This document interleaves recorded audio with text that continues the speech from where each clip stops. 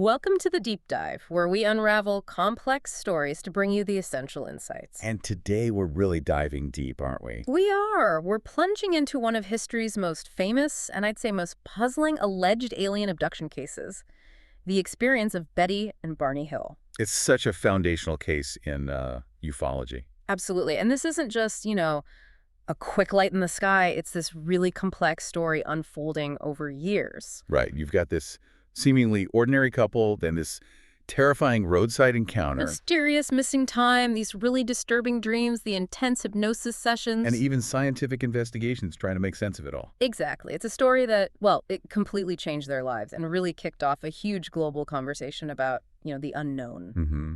So our mission today is to really pull out the key insights from this extraordinary journey.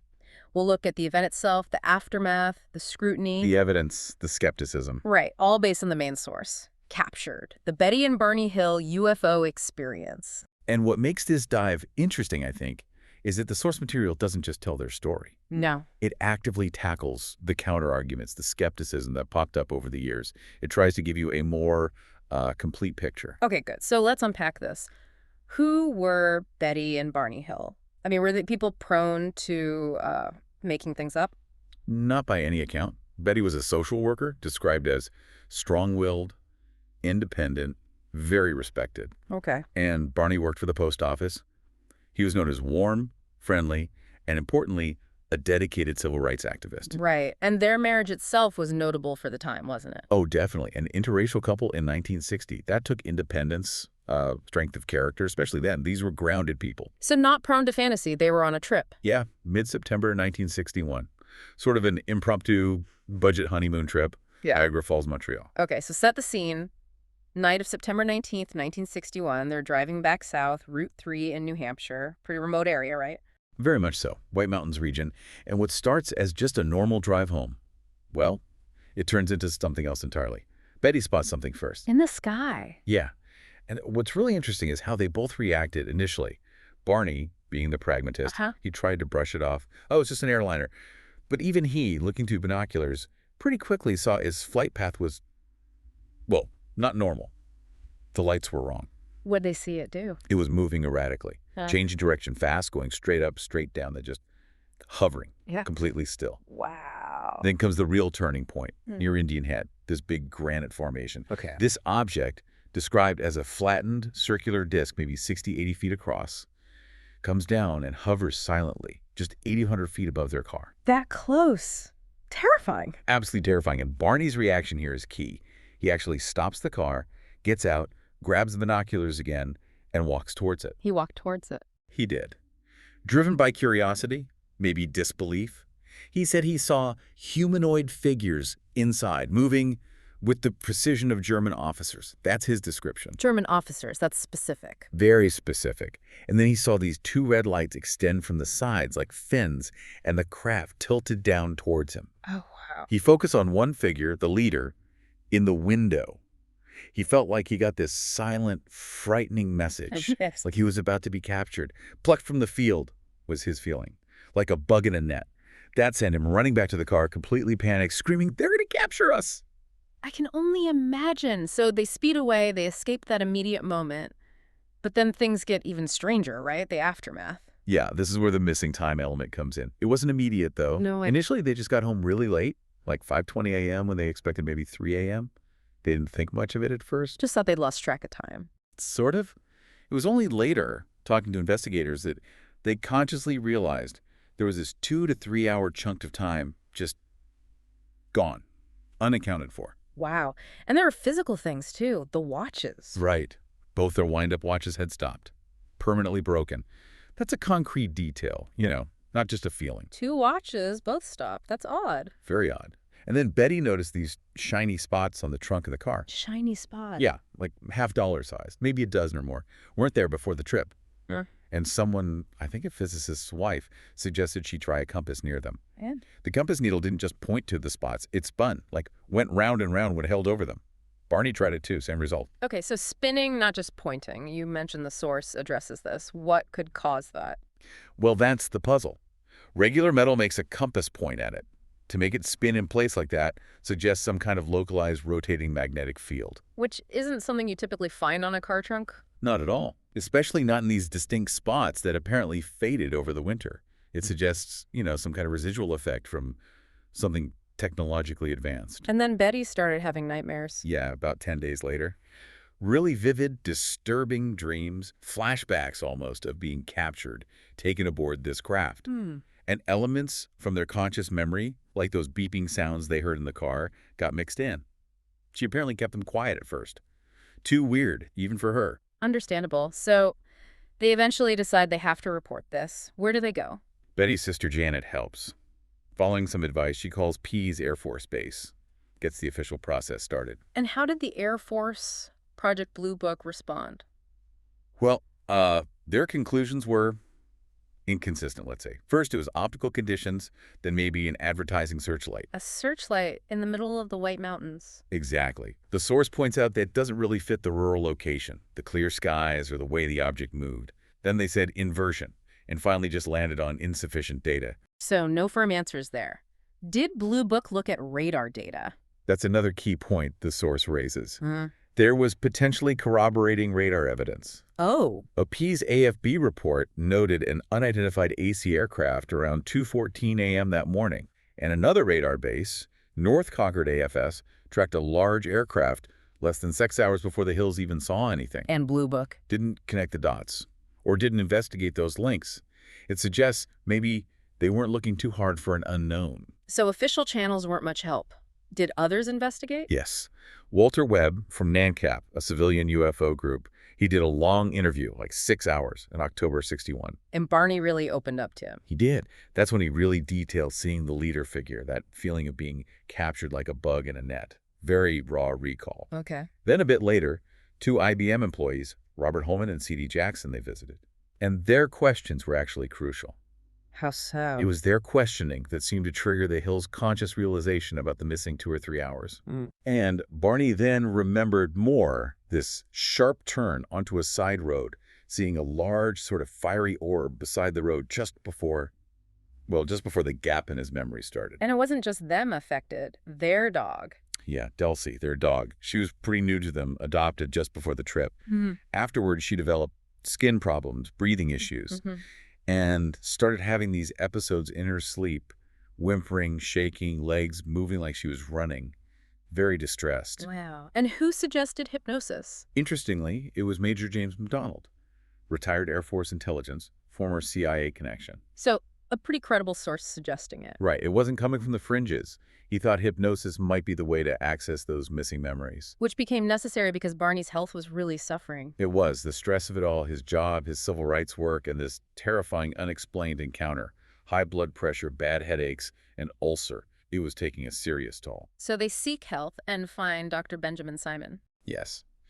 And Dr. Simon is a fascinating figure here. A respected neuropsychiatrist, an immigrant from Russia, and profoundly skeptical about UFOs. He didn't believe them. He didn't believe in the phenomenon, but he agreed to help them because he saw genuine distress, genuine trauma.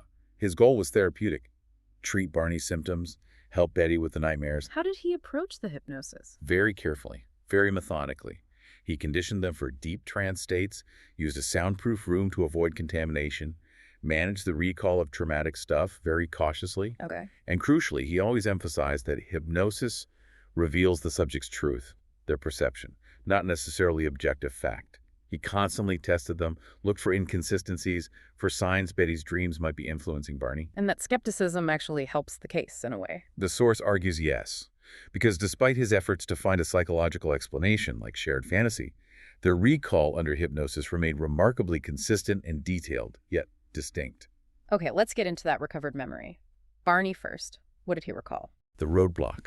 Men standing in the middle of the road, swinging their arms, making him stop. Just appeared there. Yep. And his car engine died. Just cut out. These men approached, and he described their walk as strange, non-human, kind of side-to-side swaying. In his emotional state. He felt compelled, almost hypnotized into being calm, even as they led him away. Yeah. Then the examination. What did he describe? Shoes off, pants opened, a tube-like object inserted rectally. He said it wasn't painful, more clinical. They examined his back, Felt like they were counting vertebrae, looked in his mouth. Any sounds? A constant humming-like sound. Yeah. And he heard the occupants making these oh vocalizations. And that detail about his groin. Ah, yes. A cup-like appliance pressed there. And afterwards, he developed this ring of growths, about 21 concentric. Growths, like warts. He thought so initially, but the specialists who surgically removed them said no, definitely not warts at all. Structurally different from, say, venereal warts and other physical anomaly linked to the experience. And the emotional weight of this memory for him. Immense. He recalled the leader's eyes, unearthly eyes, compared the figure again to a Nazi officer in terms of command presence, and that feeling of absolute vulnerability, like that tiny bunny he'd caught as a kid, just helpless. That's incredibly powerful imagery. It really is. That kind of intense emotional reaction, the abreaction, often signals a genuine traumatic memory being relived, not just a story being told. Okay, now Betty's recovered memories. What was her experience? She recalled being escorted towards the craft by these smaller men. She saw Barney walking like he was in a trance, almost asleep. Did she resist? She did. She struggled and remembers her dress getting torn in the process, the lining ripped. And her examination? Similar but different. Dress and shoes removed. They scraped her skin, looked in her mouth, ears, nose, did some kind of neurological check with needles, and what she termed a pregnancy test. How did it do that? A long needle inserted into her navel. She said it caused intense pain, and the leader waved his hand over her eyes and the pain stopped. A needle in the navel. That sounds anatomically strange for a pregnancy test. Extremely strange. Some have pointed out similarities to early laparoscopy or amniocentesis, procedures basically unknown to the public then. But the location is wrong, right? Yeah. The navel isn't the access point for that in humans. Precisely. That's the major discrepancy. It suggests either Betty misinterpreted what was happening, or the examiners had a different understanding of anatomy or a different procedure entirely. Did you communicate with them? Yes, she recalled a conversation with the leader. He actually apologized for frightening them. Really? Yeah, she asked for proof, something to take back.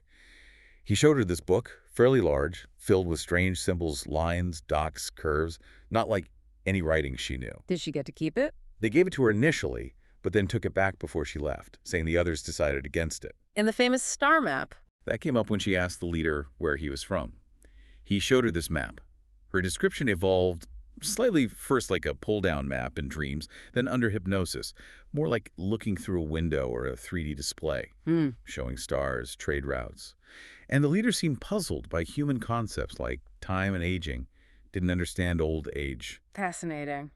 But Dr. Simon still thought this could be shared delusion. He leaned that way, tried to suggest Barney absorbed Betty's dream details out of empathy, but they both pushed back. They insisted their memories were distinct, pointing out differences between Betty's initial nightmares and what they recalled under hypnosis, like the appearance of the beings. They were adamant this was real, something that happened to both of them. So the case gets out, eventually, and it attracts serious scientific attention alongside the skepticism. Let's talk Marjorie Fish and the star map. Right. This is a huge part of the story's legacy. Marjorie Fish, an elementary school teacher, but also a Mensa member with a passion for astronomy. What did she do? She spent years meticulously building 3D models of stars in our galactic neighborhood, using the best available star catalogs, like Gliess's catalog of nearby stars. Wow, years. Yes, painstaking work. She color-coded stars based on factors considered necessary for life, age, type, stability, looking for a pattern that matched Betty's hand-drawn map from memory. And she found a match. Amazingly, yes. The pattern clicked when she considered the Zeta Reticuli system, Zeta 1 and Zeta 2 Reticuli. What's special about them? They're a unique pair of sun-like stars, very close together, only about an eighth of a light year apart, though they're at 39 light years from us. Yeah. And they're much older than our sun, maybe a billion years older. Okay. And the significance? Fish proposed these were the base stars on Betty's map, connected by heavy lines representing trade routes. From a planet orbiting one, the other star would be a prominent object in the sky, a huge incentive for developing interstellar travel between them. Right, makes sense. And Earth, being unusually dense, rich in valuable elements like gold, uranium, titanium, and teeming with life, could be a point of interest on a longer trade route. Fish's model provided a potential astronomical anchor and a possible motive. Was her work taken seriously? By some, yes. Astronomers like Dr. J. Allen Hynek, who consulted for Project Blue Book, and others like Dr. George Mitchell reviewed her work and found it compelling. Terence Dickinson's article, The Zeta Reticuli Incident, in Astronomy magazine, brought it to a huge audience. But the skeptics remained. Oh, absolutely. Fiercely. Robert Schieffer argued Betty just saw Jupiter and Saturn.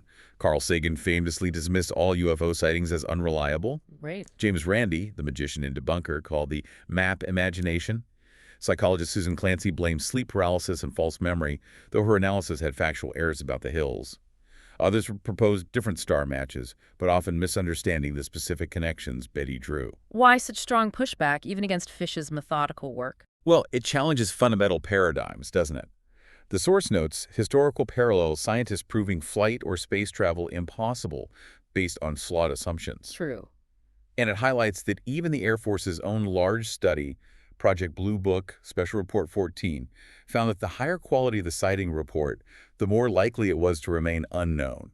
Suggests a discomfort with truly anomalous data. Okay, another piece of physical evidence, the dress. Betty's dress that got torn. Yes, it had these unusual pink stains on it where it was torn and handled. Betty saved it. And it was analyzed. Years later, yes. Elemental analysis found common elements like sulfur, sodium, iron, but standard bleaching couldn't remove or replicate the pink discoloration. So, not just a simple stain. Doesn't seem like it. One researcher, Phyllis Boudinger, proposed a theory. Maybe the stains were biological residue, like respiratory emissions or skin oils from the captors, that then acted as food for some kind of bacteria or mold, leaving the pink pigment. And bizarrely, bioassay tests showed that water the stained fabric soaked in actually accelerated wheat seed germination compared to controls. Accelerated growth. That's really weird. It's another one of those physical details that just doesn't have an easy, conventional explanation. Now, the Hills wanted privacy, but that didn't last. Tragically, no.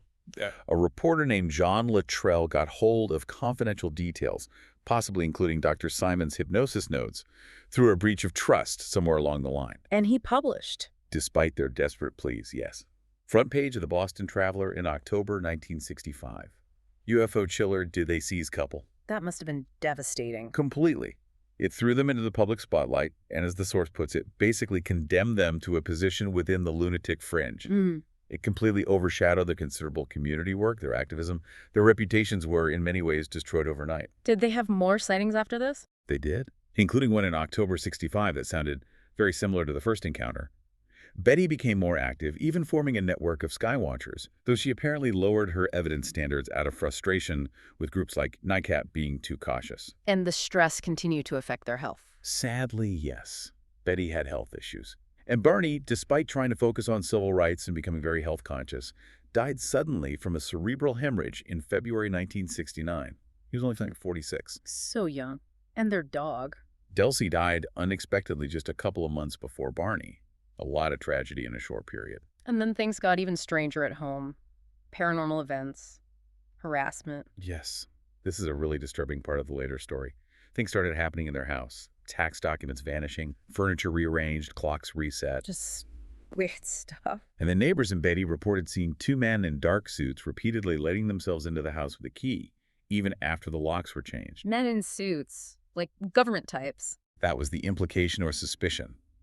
This pattern of strange intrusions only stopped when they finally installed a proper security alarm system. So what's the theory?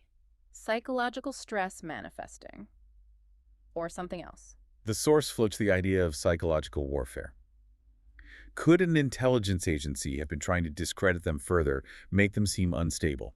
Why would they do that? If the core story was true, maybe to bury it, or maybe just standard practice for dealing with inconvenient witnesses. The fact that there were multiple witnesses to some of these later events, not just Betty, makes it harder to dismiss as purely internal. And this leads into the really bizarre Man in Black, or MIB, encounter, not with the Hills directly. This happened to a Dr. H who had hypnotized another abductee, David, whose description of aliens was similar to the Hills. Okay, what happened? This figure, fitting the classic MIB description, visited Dr. H, did a weird coin trick, made a penny vanish. A magic trick. Yeah. Then claimed he had taken Barney's heart because Barney knew too much. Right. Which was factually wrong. Barney died of a brain hemorrhage, not a heart issue. A bizarre, inaccurate threat. Exactly. Then warned Dr. H to destroy all his UFO files, seemed to have trouble moving physically, and then supposedly vanished in a flash of white light. And the description. Classic MIB.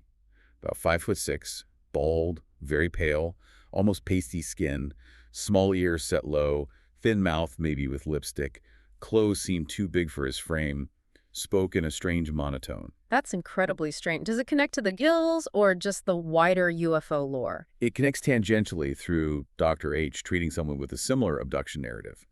But the MIB phenomenon itself is this recurring strange motif in UFO cases, often involving intimidation or spreading disinformation. It just adds another layer of high strangeness. So wrapping this up, the Betty and Barney Hill story is it's an incredible journey into the unknown, isn't it? It really is. A lifetime tangled up with this single event. Fear, inquiry, the scientific attempts, the personal cost. From that terrifying night on that New Hampshire road through the hypnosis, the star map work, their experience really forced people, and still force of us, to question our assumptions about reality.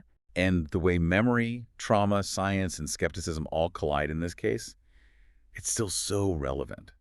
It shows how incredibly difficult it is to investigate things that just don't fit our neat boxes. Yeah. And you see the immense personal burden being pushed into the spotlight for something so profoundly strange and debated. And their story really taps into that fundamental human curiosity about the universe, our place in it. And it highlights the courage it takes, really, for someone to stand by an experience that society just isn't equipped to handle or understand. Absolutely. So here's a final thought to leave you with. If the universe is full of life, and some of it can cross the vast distances between stars, what does it actually mean for us as individuals, as a society, when that presence makes itself known, even fleetingly, but is met with official denial or public ridicule? Makes you think, doesn't it?